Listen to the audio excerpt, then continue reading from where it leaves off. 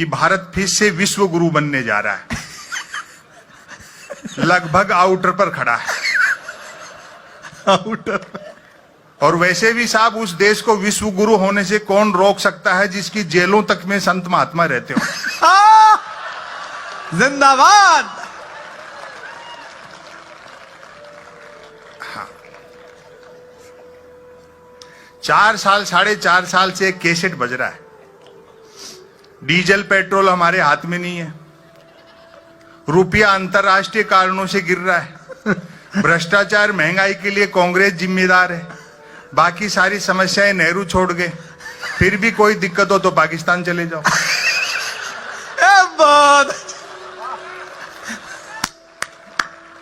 फिर भी कोई दिक्कत हो तो मूर्तियां आकाश सूर्य प्रजातंत्र पहले से लग रहा है। हाय हाय हाय हाय, क्या बढ़िया लाइन है, वाह।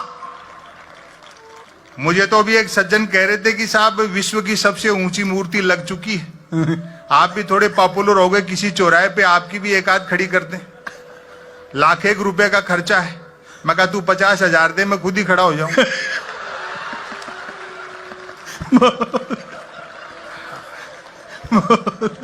मेरे ये समझ में नहीं आई साहब कि नेहरू को छोटा करने से पटेल कैसे बड़े हो जाए। वाह वाह।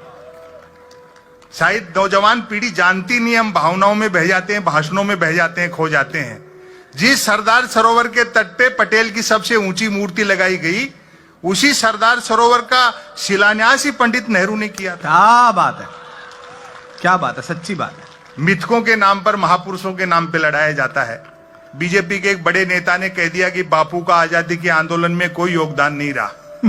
हमने उसका बुरा नहीं माना कि भाई हो सकता है खुद के बापू के लिए कह रहे हो।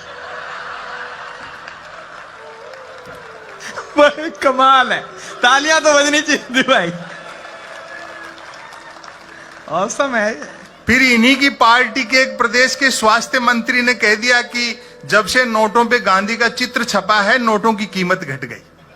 यही भारतीय प्रजातंत्र की खूबसूरती है कि शारीरिक और मानसिक रूप से बीमार आदमी भी स्वास्थ्य मंत्री बनाई जा सकता है।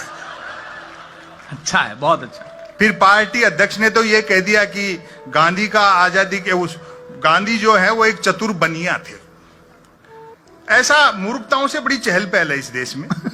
पहली बार नहीं हुआ, गांधी जैसा एक विराट व्यक्तित्व जिसने हिंदुस्तान को निर्भीक होना सिखाया, सारी दुनिया को एक दृष्टि दी, ऐसा पहली बार नहीं हुआ। आपको ध्यान होगा बाबा रामदेव पर जब लाठीचार्ज हुआ रामलीला मैदान में, तो भाजपा ने राजघाट पर धरना प्रदर्शन किया। और आज की जो सुषमा स्वराज हैं विदेश मंत्री, हालांकि वो कितनी है तो आप भी जानते हो। हाँ, पिछले दिनों तो मिल गई थी, बड़ी दुखी थी, बोले जी हमें तो कोई भारत का विदेश मंत्री मानने को तैयार नहीं, मोहर हमारे नाम की और घूम कोई और रहा।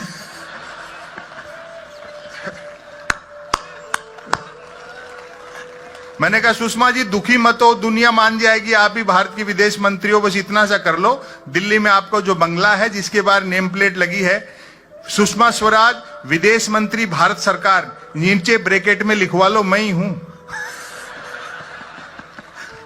तो आपको ध्यान होगा राजघाट पर भाजपा ने धरना प्रदर्शन किया तो सुषमा स्वराज जी ने उसमें डांस किया और व्यंग पर आपकी तालियां उठे। बहुत अच्छा आप सुन रहे हो, तबीयत प्रसन्न हो गई। सुषमा स्वराज का राजघाट पर डांस देखकर मेरे ख्याल गांधी जी ने भी सिर पीट लिया होगा कि यार मैंने अंग्रेजों से लड़ाई स्वराज के लिए लड़ी थी, सुषमा स्वराज के लिए लड़ी थी।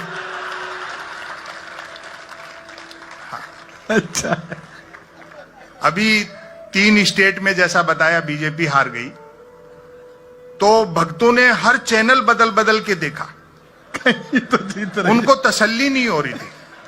लेकिन जब जी न्यूज पर हार गई, जिंदाबाद, तो सबको मानना पड़ा भाई अब हार गई। मीडिया की क्या स्थिति है।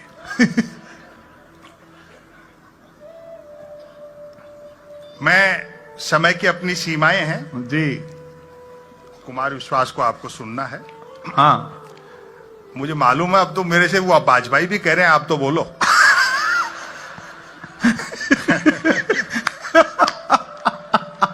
हमारा किसी पार्टी से कोई लेना देना नहीं, हम तो जैसा दिखता है कवि लोग वैसा लिखता है। हाँ।